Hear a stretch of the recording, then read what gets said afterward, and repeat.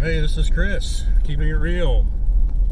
Computer talk time. So, after after years of trying not to, I finally had to break down and go to Windows 10. I've been running Windows 7 up until last month when I got a new laptop. It's a ThinkPad P50. It's a professional series, so it's got a better graphics processor. You can do AutoCAD on it. You can do a lot of other things. I don't do AutoCAD, but I just wanted to buy something that I knew would last me several more years. I mean, I had my T530, which was made 2011, and it was still running okay. And it's one of those things you don't really realize how slow something is, although it wasn't terribly slow. But you don't realize how slow something is until you get something a lot newer, and then it's like, oh my goodness, that's so much faster.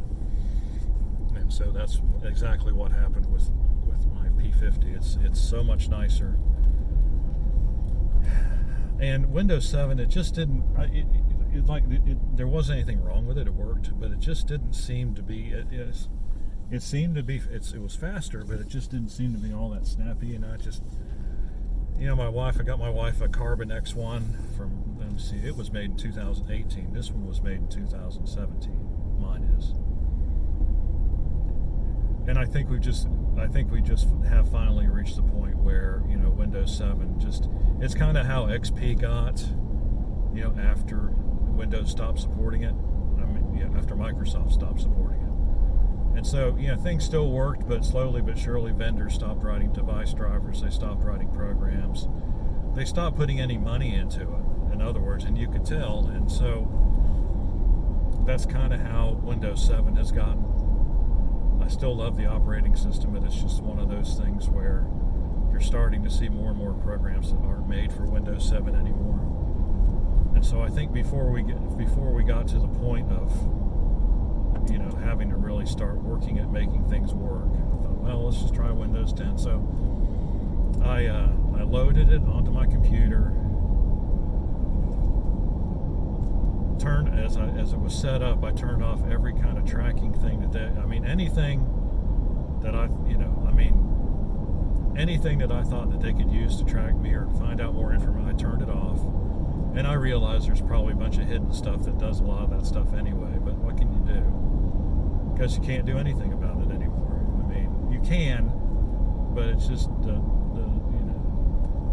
law of diminishing returns. How much time do you want to spend on something? And so,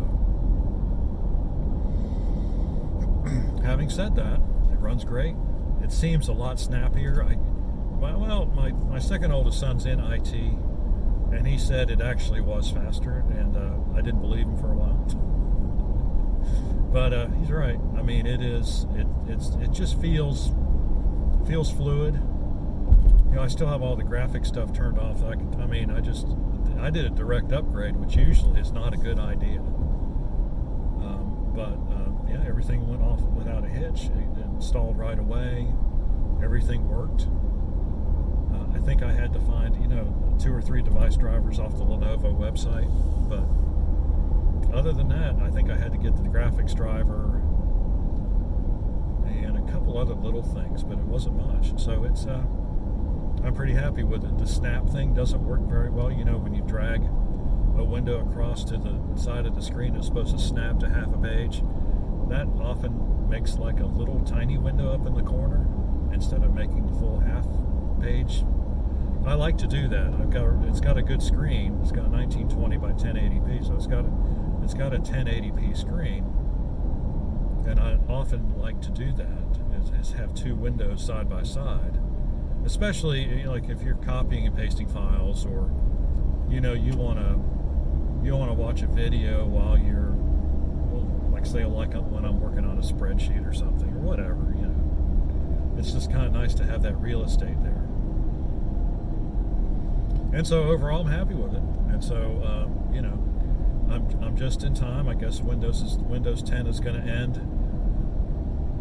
I think support runs out in 2025. So, whatever. If they call it Windows 11, which they probably will, then that'll start getting pushed, and then, you know. But I have read about Windows 11, and the floor for the hardware for that is there's going to be really high.